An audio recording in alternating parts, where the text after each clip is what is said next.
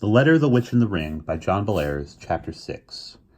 Rosrita dreamed that she was clinging to a piece of wood that was floating in the sea. Someone was saying to her, "Are you all right? Are you all right?" That's a dumb thing to be saying, thought Rosrita. Then she opened her eyes and found that she was sitting at the wheel of Bessie. A policeman was standing next to the car. He reached in the open window and touched her gently. "Are you okay, miss?"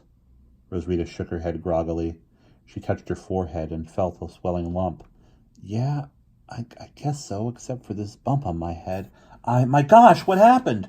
She looked around and saw that the car was embedded in a large clump of juniper bushes. Juniper, that was the smell. Daylight was streaming in through the dusty windows of the car, and there on the seat beside her lay Mrs. Zimmerman. She was asleep. Or was she?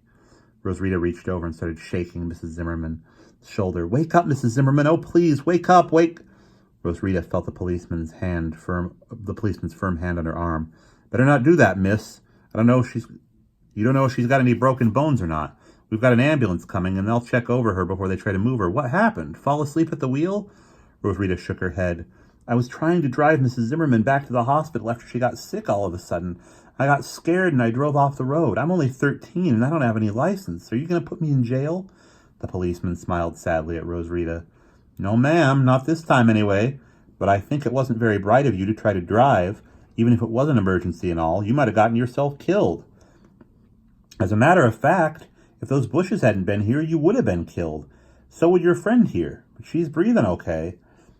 I looked at her a minute ago. All we have to do is sit tight till the ambulance gets here." A little while later, a big white ambulance with a red cross on the side pulled up on the road next to the police car. Two men in white uniforms got out and edged their way down the embankment. They had a stretcher with them.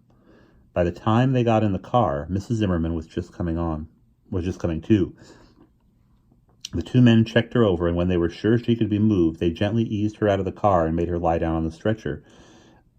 Up the hill they went with her slowly. When they had her safe in the ambulance, they went back for Rosrita. It turned out that she was a little bruised and shaken up, but otherwise okay. She climbed the hill on her own and got in the back of the ambulance with Mrs. Zimmerman. Off they went, siren screaming, toward Ironwood. Mrs. Zimmerman spent the next 3 days in the hospital at Ironwood.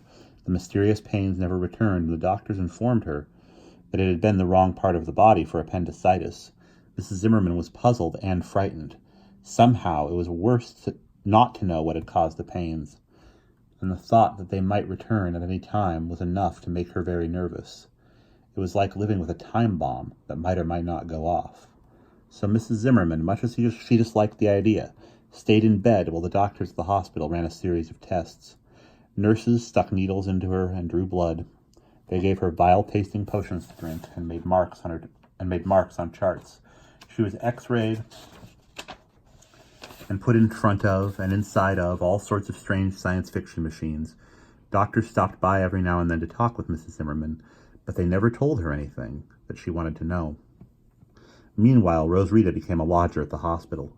Mrs. Zimmerman explained the situation to the doctors and showed them her insurance policy, which she always carried around with her in her purse, just in case, and it clearly stated that she was entitled to a private room.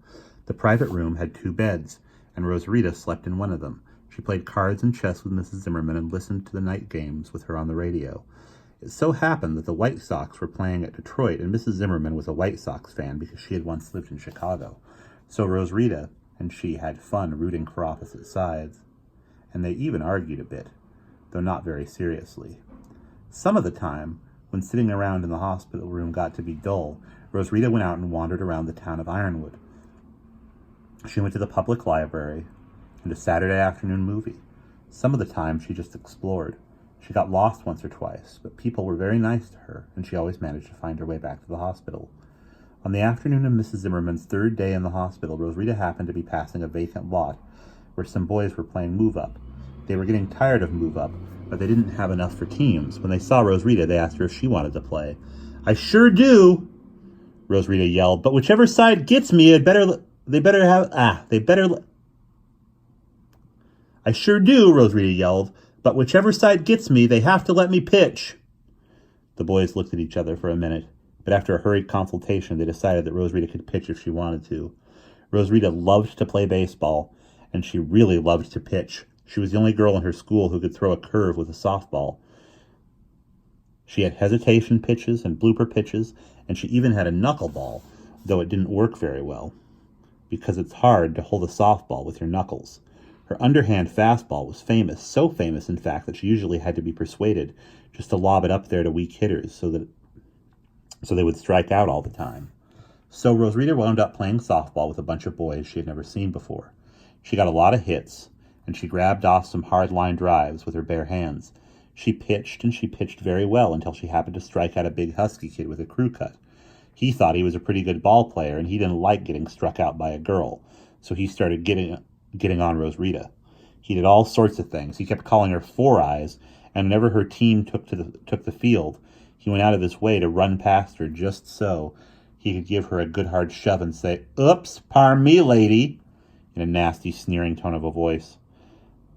Finally, near the end of the game, Rosarita hit a long drive that looked like it would be good for 3 bases, but as she dived into third head first, there was the lug with the crew cut, and he had the ball in his hand. He could have tagged her on the shoulder or the arm or the back, but he shoved the ball right square into her mouth. It really hurt. The game stopped and Rosarita pulled herself together. She checked her front teeth to make sure they weren't loose and cautiously rubbed her swollen upper lip. She felt like crying, but she fought down the urge. After a few minutes, Rosarita went on playing. In the 9th inning, when the crew cut lug was pitching for the other side, Rosarita hit a bases-loaded home run and won the game for her team. When she crossed home plate, all the boys on her side gathered around her and yelled, "Yay, Rosarita!" 3 times. "Yay, Rosarita! Yay, Rosarita!" It really made her feel great. But then she noticed the guy who had been calling her names was standing there on the pitcher's mound, glaring straight at her. "Hey, Four Eyes," he yelled. "You think you're really something, don't you?" "Yeah, I do," Rosarita yelled back. "What's it to you?" "Nothing much." "Hey, Four Eyes, how much do you know about baseball, huh?" "Heck of a lot more than you do," Rosarita snapped. "Oh, yeah? Prove it." "What do you mean, prove it?" "I mean, let's have a contest to see who knows more about baseball." "Huh? How about it, you chicken?" "Chick, chick, chick, chick, chick, chick, chick." The boy flapped his arms like wings and did a rather poor imitation of a chicken. Rosarita grinned. This was too big a chance to miss. It so happened that Rosarita was a real baseball nut. She knew all sorts of facts about baseball, like Ty Cobb's lifetime average and the number of unassisted triple plays that were on record. She even knew about Smead Jolly's great record, 4 errors on a single played ball. So she figured that she would give this wiseacre kid a beating at the baseball game, and get even with him for the fat lip he had given her. Everybody gathered around to watch the contest. One of the other boys, a watery-eyed blonde kid who talked through his nose, was chosen to think up questions. At first, it was a pretty tough battle. The lug turned out to be pretty good at baseball facts. He knew the strikeout kings and who the last 30-game winner had been, and a lot of other stuff. But Rosarita knew the stuff that the lug knew. So it turned into a tense, nasty grudge fight, and went on for some time with neither able to gain an inch on the other. But in the end, Rosarita won because she knew that Bill Wamsagnas of the Cleveland Indians had pulled the only unassisted triple play ever to be played during a World Series game. The lug had a chance at the question first, but he didn't know the answer. Then it was Rosarita's turn, and she knew it right away. Several of the boys yelled, "Yay, Rosarita!" and one even ran up to shake her hand. The lug got red in the face. He glowered at Rosarita. If he had been mad before, he was furious now. "You think you're pretty damn smart, don't you?" he snarled. "Yeah," said Rosarita happily. The lug put his hands on his hips and looked her straight in the eye.